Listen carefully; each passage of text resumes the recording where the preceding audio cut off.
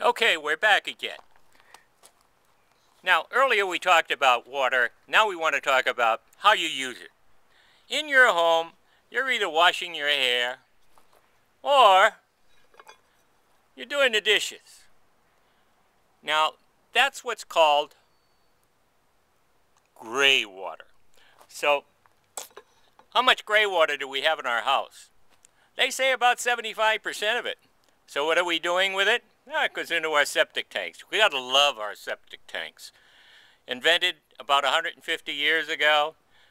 Do your stuff, push your button, off it goes. You never see it again. It's in the ground, but who cares? However, it did use 25% of your water. So there's an alternative to that. So if that's 25%, where's the other 75% going? Well, guess what? We're doing our dishes, and we're washing our hair and taking our showers. So that's where the other 75%, and that's all gray water, and that's recoverable. So there are systems, they're called gray water recovery systems. You can make one your own. You can just modify your plumbing, just take the gray water out of your sink and out of your shower, put it in a tank or let it run onto your flower bed, and now you're utilizing and not wasting the gray water that's in your house. Now, the other part, the other 25%, is a little more complicated, in a way. For example, there are two kinds of poop chairs, let's call them. One is incineration.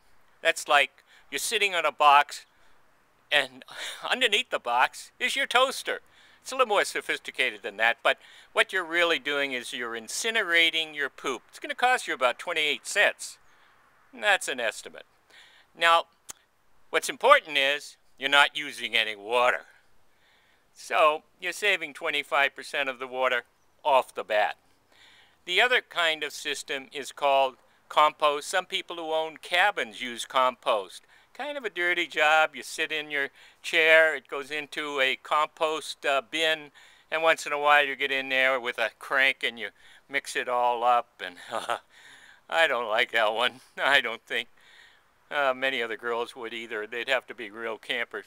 But incineration has a future in El Dorado County. There's two kinds. There's little ones and there's big ones. And both of those can be electric or they can be gas, propane. Now, some cities in, let's say, Luxembourg, Sweden, they don't use water to treat their waste. What they use is incineration. They burn the stuff. And that includes medical waste. All kinds of bad stuff like the old chemicals in your bathroom, those old prescription drugs that you're not supposed to throw in the toilet, but we know what happens to them. We throw them in the toilet. But incineration would solve that problem, of course. Now, those are the two things that we need to think about. We need to think about learning how to deal with gray water on our property. These are things that you can control.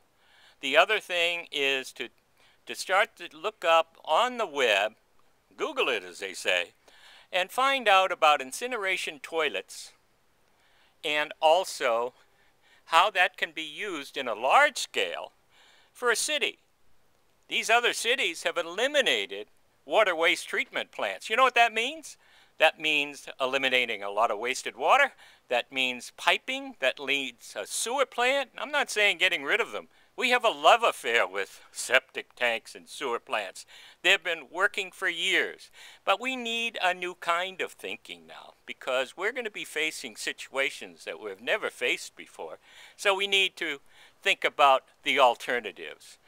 Some of them may need incentives. Some maybe not. For example, if you were going to build a house today, you would be required to put in a septic tank system. Costs $12,000 to $16,000 depending upon what kind of land you have. In fact, they're very clear about if you don't have a land that's able to percolate the leach lines, you can't build on it, period. That's the rule. We need to think about changing that rule because there are alternatives. Now, the county is not against, the experts that I talk to are very smart. they're not against any of the concepts we're talking about as long as you put in the septic tank first. You have to do that. They're not trusting you to manage your system yourself, and they're right in doing that. Because right now, you don't know a heck of a lot about it. Well, ask the person next to you watching this video. Do they know anything about incineration of toilet waste? Unlikely. But there are great opportunities for all of us in Shingle Springs, in El Dorado County as a whole, and the rest of the country. We need to use less water. And these alternatives deal with two things: conservation and using less water. So that ends part 3. And now we have more to tell you in part 4. Remember, we got to stop that San Jacinto thing over there.